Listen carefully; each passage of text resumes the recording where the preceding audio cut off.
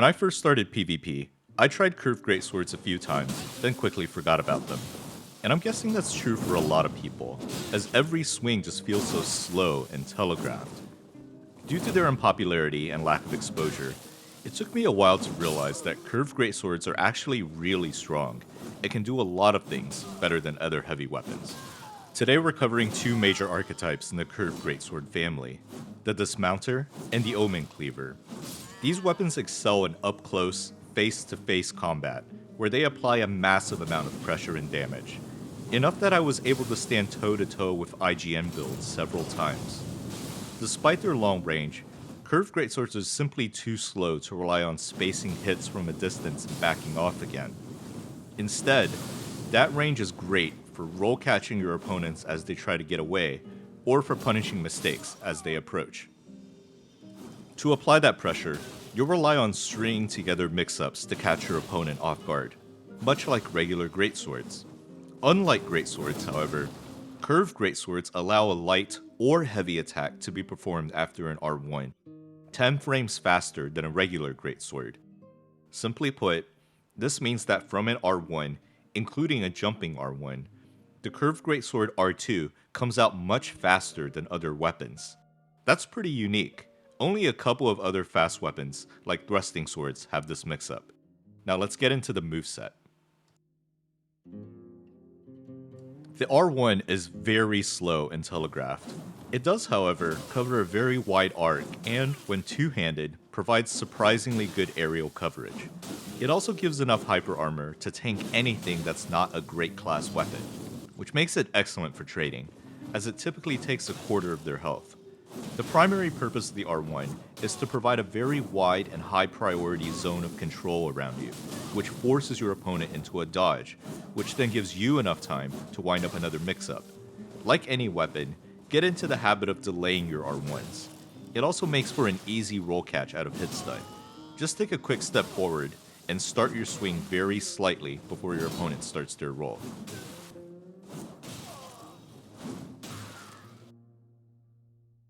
The jumping R1 is one of your best moves. It comes out fast, hits hard and wide, and has the same fast R2 follow-up. I'm putting the jumping R1 together with the running attacks, because their forward momentum utilizes another major advantage of the Curved Greatsword. Because these weapons cover such a wide arc, you want to get into the habit of jumping or running on or past your opponent. This will throw your opponent off and leads to a lot of good outcomes, such as dodging parries and shields, sidestepping attacks entirely, and just otherwise hitting opponents where they don't expect to be hit.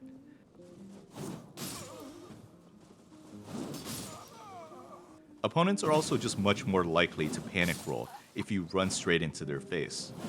As with most running movesets, mix up the running R2 to roll catch them if you expect a panic roll, such as after a long attack. Now, let's talk about the R2, which depends on if you're two-handing an Omen Cleaver. The Dismounter uses the standard R2, which is great. It has wide, deceptive range, and most importantly, the R2 startup looks very similar to the R1. The sweet spot to release the R2 is exactly when you expect to see your opponent start to roll on your screen. One of the best R2s in Elden Ring is shared by only 3 weapons, and the best of the bunch, or at least the most versatile, is the Omen Cleaver. First, let's break down the R2's components. The release and immediate hyper armor start on the 9th frame, while the release animation only takes 11 frames, the same speed as the dagger R1. This means that the release is borderline unreactable, and also means that if you're already holding an R2, you can roll catch an opponent by releasing after they start rolling on your screen. For more information like this, check out my comprehensive guide on roll catch timings. Careful not to hold the R2 too long, as the fully charged animation is noticeably slower than an early release. The entire R2 takes only 19 frames to connect, which means it's essentially just as fast as your R1. This, combined with a 9th frame hyper armor and massive damage, means that you can trade where you would normally have no business attacking, such as in the middle of an opponent's R1 chain. This works even out of hit stun. Your opponent should be very nervous when engaging, as at any time, they might have to trade against a hyper-armored attack that takes a third of their health. Remember when I said that Curved Greatswords are one of the few weapons that can chain an R1 into an R2 with almost no delay?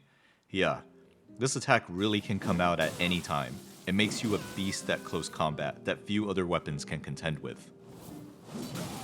As an added bonus, the R2 also has extremely deceptive startup frames, which in the heat of battle feels like you're squatting down to start a roll.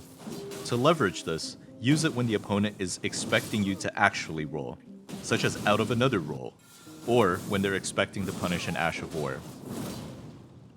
And don't forget about the R2 follow-up, which frequently catches greedy opponents.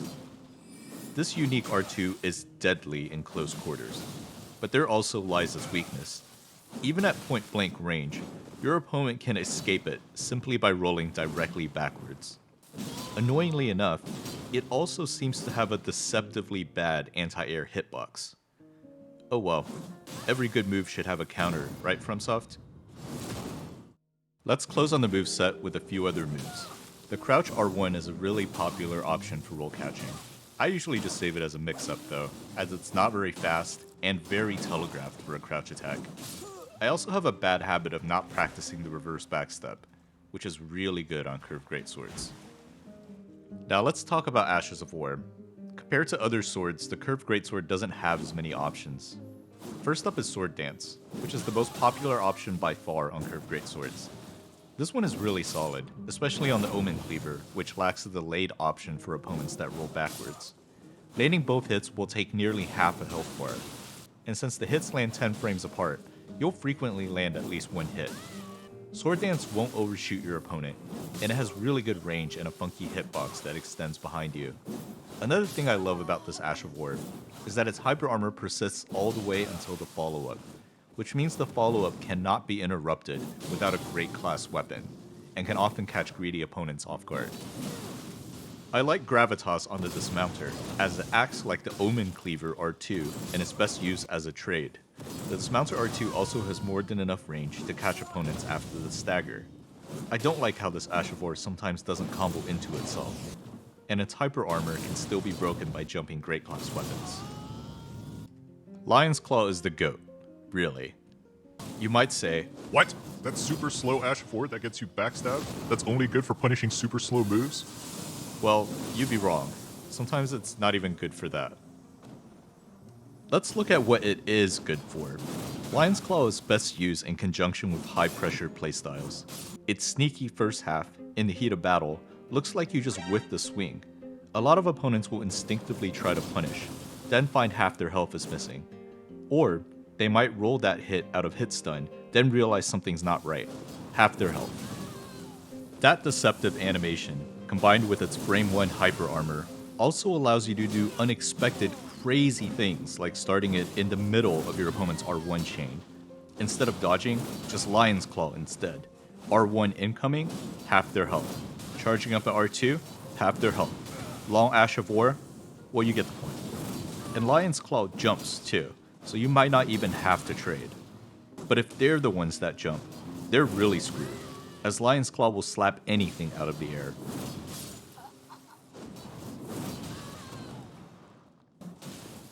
Okay, I'm making this sound really easy, but the timing will actually take a lot of practice to nail down. But don't worry, even if you miss, you still have options. Because Lion's Claw's recovery is not as bad as you think.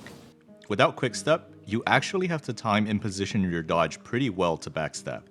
It's because people think Lion's Claw is easily punished that it pairs so well with something like the Omen Cleaver. When your opponent moves in to punish, they instead eat an R2 that takes a third of their health.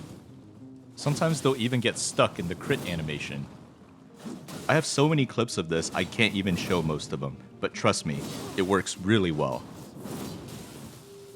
All that, combined with its deceptive range and surprisingly generous hitbox, just makes Lion's Claw super fun to use. I'm not even using Shard of Alexander in any of these clips.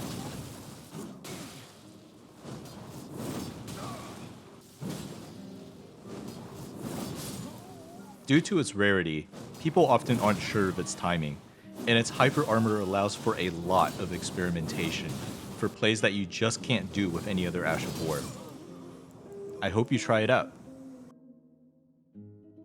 I'm using a lightning infusion, and can get about the same damage with only 50 points in Int or Faith. Which begs the question, is there any point to two-handing? Well, if you don't like the Omen Cleaver R2, not really. Having Catch Flame or something quick in the offhand would really cover a lot of your weaknesses.